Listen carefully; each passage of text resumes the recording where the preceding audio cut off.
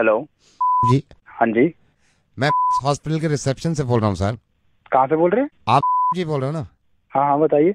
आपकी दीदी यहाँ पे अभी आई थी हॉस्पिटल। हाँ।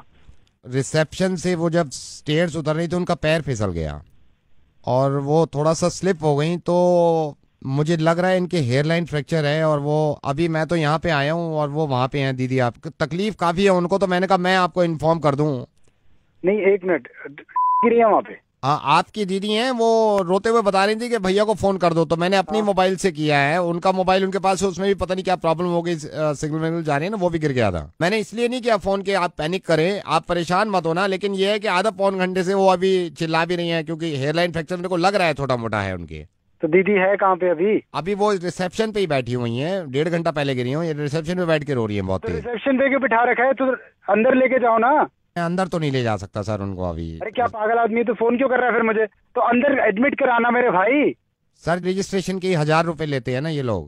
भाई बड़ा आदमी है तू। और कोई लोग वोग नहीं है वहाँ पे? एडमिनिस्ट्रेशन नहीं है तुम्हारा हॉस्पिटल का वहाँ पे? अभी तूने फोन किया, मैं आके साले 2,500 रुपए दे दूंगा। अभी काम तो शुरू करो ना। नहीं सर, मैं नहीं ले जा सकता वहाँ पे, 1,000 रुपए रजिस्ट्रेशन लगते हैं ना सर, इसलिए मैं बोल रहा हूँ आपसे।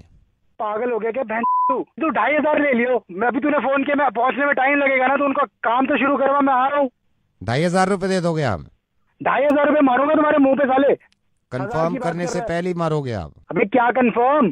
कि जो कॉल करी है मैंने, ये जेन्युइन भी है या नहीं, जो आप 2,500 रुपए फौरन देने के लिए बात कर रहे हैं? कहाँ से बात कर रहे है तू? आई एम सो सॉरी जी। आप सबसे पहले तो इस बात का इत्मीनान रखें कि आपकी दीदी गिरी नहीं है। और मैं कहाँ से बात कर रहा हूँ? मैं रेडियो मिर्ची से नवेद बोल रहा हूँ। अब ये क्यों बात कर रहा हूँ, प्लीज मेरी इस बात को समझिएगा। मेरी दीदी ठीक है कि नहीं है? आपकी दीदी बिल्कुल ठीक है। क्यों फोन किया है मुझे? जब मैंने फोन किया तो आपने कंफर्म नहीं किया कि ये 2,500 जो ले रहा है ये इंसान, ये जेन्युइन भी है या नहीं। लेकिन तकलीफ में थे आप और परेशानी में थे, तो 2,500 आप मेरे मुंह पे मार रहे थे। एक एनजीओ है, इन्होंने ये लिखा था परसों कि नेपाल में जो अर्थक्वेक आया है, वहां के जो लोग परेशान हैं उनके लिए डोनेट करना चाहते हैं, तो हमें कांटेक्ट करें। और आपने नीचे कमेंट में ये लिख दिया कि ये सब झूठ है, इस तरह के धंधे बंद करो, मुझे मालूम है सारे पैसे कहां जाते हैं। आपने कमेंट में ये तक भी लिख दिया, ये मेरा नंबर है, मुझसे पैसे निकलवा सकते हो तो निकलवा के देखो।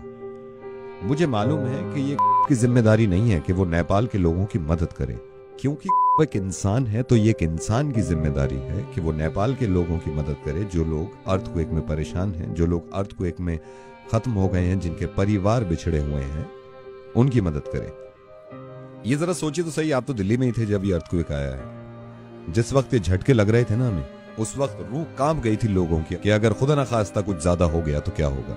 ये हम सबको मालूम है कि हम नेचर से, कुदरत से लड़ नहीं सकते। ये किसी के हाथ में नहीं था अर्थक्वेक रोकना, लेकिन हम सबके हाथ में है उन लोगों की मदद करना, चाहे वो दुनिया में कहीं भी हों, जो इस हादसे का शिकार हैं, जिनको मदद की जरूरत है।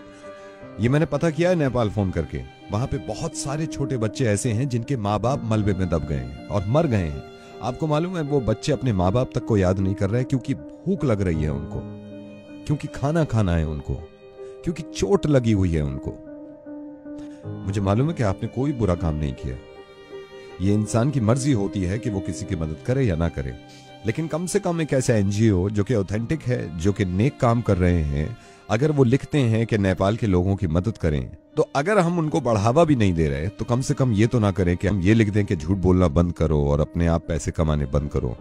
एक बात सोचिए जरा, जब अर्थक्वेक आता है या ऐसी कोई परेशानी होती है, तो मेरे हिसाब से सबसे करीबी जो है एक दूसरे की मदद करने के लिए, वो पड़ोसी होता है। आपके फ्लैट के बराबर वाले भाग के आ जाते हैं कि आप ठीक ठाक हैं या नहीं। तो ये भी पड़ोसी है नेपाल, और जरूरी नहीं है कि पड़ोसी हो, दुनिया में कहीं भी इंसान अगर परेशान हो तो हमें मालूम है कि हमें मदद करनी चाहिए, और आप करते हैं।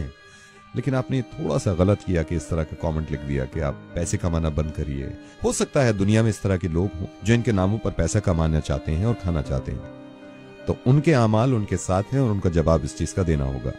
लेकिन हम ये सोचने लगे कि सारे ही झूठे हैं और कुछ करें ना, तो अर्थक्वेक की कोई खास दुश्मनी नहीं थी नेपाल से। वो दिल्ली में भी आ सकता है, हिंदुस्तान में भी आ सकता है, दुनिया में किसी भी जगह आ सकता है। फिर हम ऐसे ही मोहताज होंगे खुदा न खास्ता मदद के, और अगर वो इसी तरह इग्नोर कर दें तो बहुत तकलीफ होगी हमें और हमारे बच्चों को। जरा इस बात को सोचिए कि एक हेयरलाइन फ्रैक्चर से कितनी तकलीफ होती होगी किसी को, जिसकी वजह से आप इतने परेशान हो गए। अर्थक्वेक में किसी का दब जाना और मर जाना, इससे ज्यादा तकलीफ की बात हो नहीं सकती उनके लिए जिनके घर वाले बच गए हैं और वो देख रहे हैं कि लोग कैसे मर रहे हैं। I am sorry Naved. अब मैं आपसे मदद चाहता हूं, आप डोनेशन की शुरुआत ऐसे करें कि इस चीज को इतना फॉरवर्ड करिए कि किसी के जहन में अगर नहीं भी है उनकी मदद करना, डोनेट करना, तो वो मजबूर हो जाए और उसको एहसास हो कि लोग परेशान हैं। प्लीज इसको शेयर करिएगा। खुश रहिए, हिफाजत से रहिए और दुआ करिए इस वक्त नेपाल के लोगों के लिए।